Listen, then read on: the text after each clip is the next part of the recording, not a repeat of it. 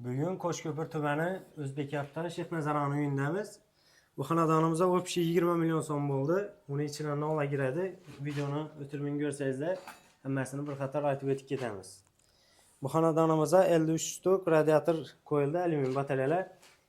Kalido degan yaxshi qilib turetskiy batareyalar qo'yildi. Ikki tarafini kranik qo'yib ishlab bergan ustalarimiz. 32 lik, 25 lik, 20 lik turbalar ishlatildi. Otopleniyasini 70 metr 32 lik turba 207 stenkada bo'ladi. 25 metr 20 metr 20 lik turba, 25 lik turbadan 10 metr bo'ladi. Ular ham kalonka 207 stenka bo'ladi. Общий 9 yara batareya qo'yildimi? 7 yara batareya qo'yildi. Общий qatyol bilan 9 sochka bo'ldi-da. Bu yana birinchi batareyasi davomda.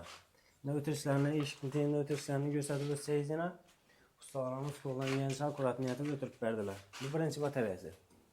Dalona 2 yara qo'yildi, keyin bunda aynan antena qo'yildi ikkinchi batareyasi.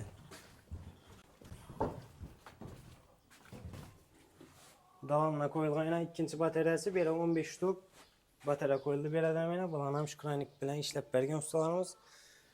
Balandlarini mana ko'rsatib o'tsangiz, 32 lik turbadan o'tgan uklonli sistemada podача obratgali. Bu ikkinchi batareyasi. Hozir katyonlarni ko'rsatib o'tamiz. Katyoli 15 kilovatlik 150 kvadratga mo'ljallangan katyol qo'yildi, o'zimizda chiqib turgan. Katyolni o'zini bahasi 6,5 million so'm dastavkasi bilan videoni pastida nomerlari aloqa chiqsazda to'liq ma'lumotlarni sozlab oladi. Ham nasozda ham samotok aylantirib ishlab bergan ustalarimiz. Samotok aylantirib berdingizmi? Samotok aylantirib yetib berdilar. Morlarni yana servisni demoxotatib uyni egasi saqladi o'zim ona. Kimga shunday otoplenachi xizmatlari kerak bo'lsa, pastda nomerlari aloqa chiqsazda ishlaringizni arzon va tez sifatlatib bitirib berishga harakat etamiz.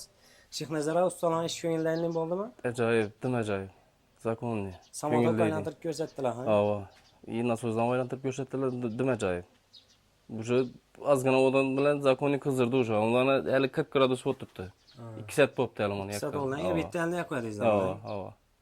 Shunda 20 milyon 100 ming so'm bo'ldi-da bu. Kimga shunday otoplenachi xizmatlariga shunday katyollar kerak bo'lsa, pastda nomerlar bemalol aloqa chiqsazda bo'ladi.